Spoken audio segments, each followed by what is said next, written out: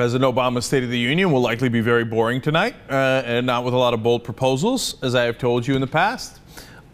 So I'm ready to do the progressive State of the Union.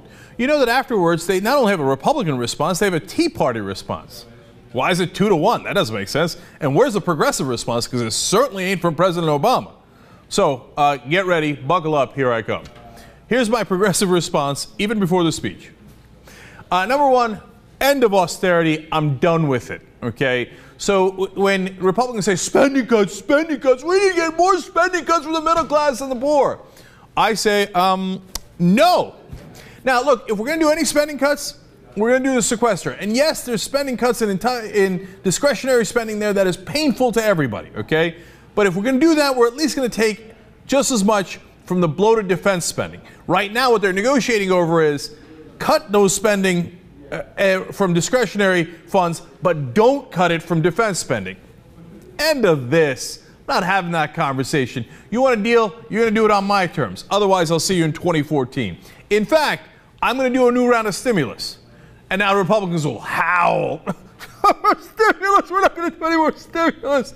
That's interesting. Here, you know what I'd do? I don't know if we can do it right here, but yeah, I think I can get this.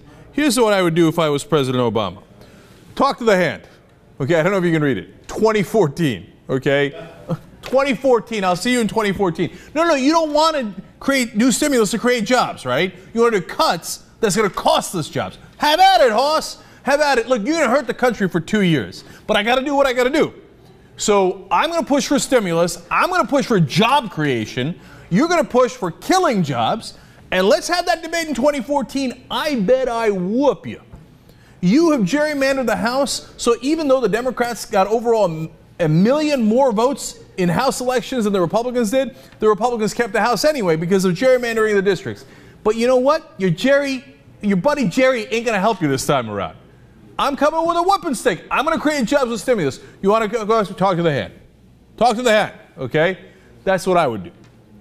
Now, on the military and foreign policy, we're ending the drone strikes on U.S. citizens. I'm not having that conversation. You want to hit Ayman al-Zawahiri, the head of al-Qaeda now, by all means, okay? But we're not going to do due process-free, no-trial execution of U.S. citizens. We're done with that. That's an executive decision that the executive branch can make on its own. And then we're also going to stop indefinite detentions, the NDAA. The minute that thing runs out, I am not going to sign on for another bill that allows for indefinite detention that is un-American, unacceptable, and Gitmo will be closed. Now, say, oh, but the Republicans won't let me do it. Oh, yes, they will. Okay. Now, here's how you do it. The minute, again, a bill that President Obama just signed, the minute it runs out, you say, hey, I'm the executive. I get to decide where our prisoners go. That's totally within the purview of the executive branch. So here's what's going to happen. I'm going to move them to the maximum security prison in Colorado. And you know who we keep there? We keep the Unabomber there. We kept McVeigh there until we executed him. We keep Nichols there, the other guy involved in the Oklahoma City bombing. We keep the blind sheikh there. He's the guy who did the first World Trade Center bombing. Can I keep Gitmo prisoners in that maximum security prison? Are you questioning our guards there?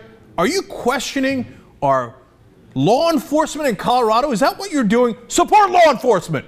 How dare you? Okay? You think that America can't handle a bunch of terrorists running around like that we already captured?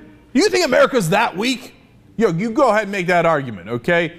But I'm taking executive action. God, if we had a strong leader, man, you think that wouldn't work? People, you know what people like? They like strength. They don't like, oh, but the Republicans wouldn't let me do it. Speaking of which, I'll just give you an example of how you can exude strength. Right now, the Republicans are saying the Consumer Financial Protection Bureau is run by Richard Cordray. He's a recess appointment. And they say, oh my God, you can't do recess appointments. Oh yeah, you know what? We're not going to let you appoint Richard Cordray, and we're not going to let you appoint anyone to head that division. Well, you know what? It already exists. So if I was President Obama, here's what I would do. I'd say, okay, hey, listen, Richard Cordray is running this thing, and you can go ahead and confirm him, or you don't, and in which case we get rid of Cordray. But I got news for you. The guy I just appointed underneath Cordray is Neil Barofsky. He's the former Special Inspector General, I should say, for TARP. He's super progressive, and he got no interest in the banks, okay? If you didn't like Cordray, oh, you love Borofsky. Okay? So you want to get rid of Cordray? Go ahead. The guy underneath him is Borofsky. I'd love Borofsky. Go ahead. Oh, you don't like Borofsky, and at some point you'll argue that you get rid of Borofsky. No problem. I put Bill Black underneath him. Bill Black is the guy who actually regulated the banks during the S&L crisis, and that back when they actually did regulations, back when they actually cleaned up the banks. So you don't like Borofsky. Oh, you're going to love Bill Black. Okay, and if that's not enough, underneath Bill Black, I just nominated Dennis Kucinich. Okay, these are all executive branch decisions. Somebody's got to run the agency, okay? You don't confirm him, I don't care. The guy who's underneath him will run it because somebody's got to run it. So go for it. Have at it, Hoss. Get rid of Cordray. See how it turns out for you. You think he can't do that? Of course he can do that if he wanted to do it. And you know what the Republicans would do? They'd be like, Cordray? Yeah, Cordray's fine. He's totally, yeah. Borofsky's next?